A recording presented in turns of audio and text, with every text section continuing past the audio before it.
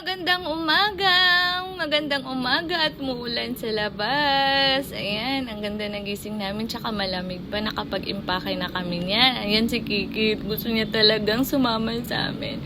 At naggayak na kami papuntang airport kasi papunta kami ng travel. Unang gala namin dito sa 2024. Kasama naman namin si Madam Ling ng buhay ko. Si Madam Ling. Alam niyo ba, yung palabas na kami, nagbaon talaga kami ng tinapay para hindi kami bibili doon sa airport kasi ang mahal naman doon, 'di ba? Wais talaga 'to. Di ba? Alam naman natin, nagugutomin naman tayo talaga papasok ng airport. Kaya talaga may baon talaga tayo. At alam naman natin na mahal sa airport ang mga bilihin doon. Kaya maging wais tayo at bit talaga tayo ng pagkain ng baon natin, di ba? Charla! At nakadepende naman din yun sa may pambili, di ba?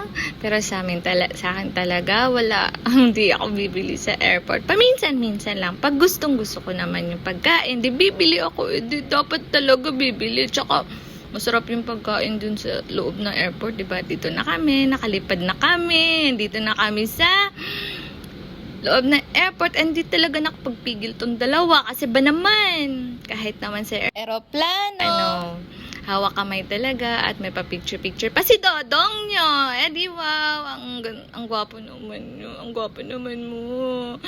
Ito, nakalapag na pala kami dito sa Boracay at salamat sa safe travel ng aeroplano, safety lahat yung mga tao, nakalapag talaga ng maayos at salamat talaga sa piloto namin na ang ganda ng pagtakbo ng eroplano. Salamat talaga, salamat Panginoon sa araw, salamat po. At dito na po kami sa first stopover po namin dito sa Mang Inasal kasi po ayaw na nung kumain na ng tinapay ng dodong nyo kasi gutom na daw siya.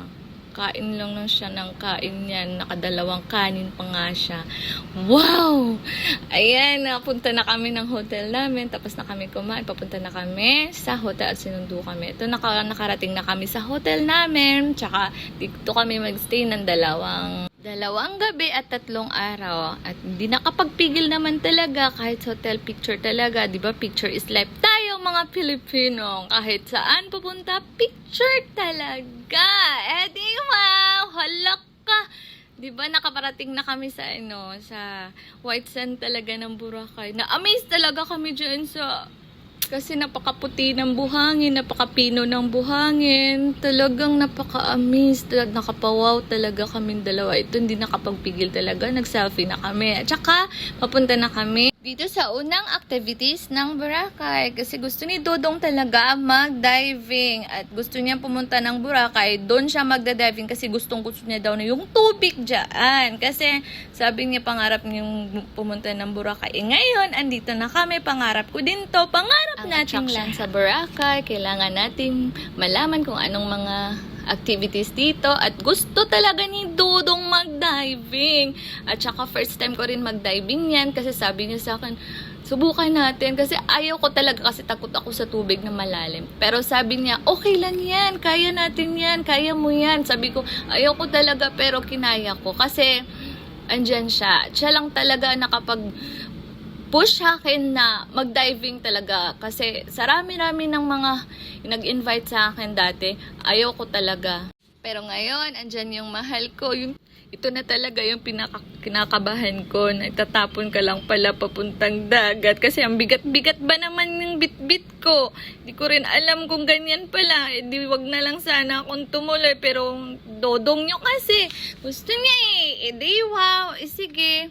Tayong dalawa talaga lulubog sa tubig ngayon. Pero alam nyo, hindi talaga ako natapos niyan. Kasi ba naman, hindi ko rin alam kung paano gagawin yan. At saka ilang minuto lang kami tinuruan ng diving guard ni Jan. Tapos sabi niya sa akin, ma'am, okay ka lang, wag ka lang kabahan. Tapos yung kaba ko talaga, hindi ko talaga kasi alam mo naman, takot ako sa tubig pero kakayanin ko hanggang dulo. Hindi, sabi ng diving guard namin, sabi niya, okay ka na ma'am, ready ka na bumaba. Sabi ko, okay na ako. Tapos yung dodong ko naguna-una kasi sobrang excited niya nung papuntang ilalim. Naiwan na ako. Tapos eto pala yung resulta. Ilang minuto, sabi ng, okay na ma'am. Sabi ko, ayoko na, akit na ako kasi natakot na ako hindi talaga ako naabot ng kalahati. Mga 1/4 lang talaga, sabi ko. Angkit na ako, hindi ko talaga kaya nang huminga sa bibig. Mas komportable ako huminga sa ilong tsaka bibig. Kaya hindi ko kaya talaga. Pasensya naman, dudong ko kasi ayoko talaga. Ayan, natapos na kami ng diving niya. Ang saya ng mukha, di ba? Hanggang dito na lang muna po. Maraming salamat po sa lahat. Bye-bye!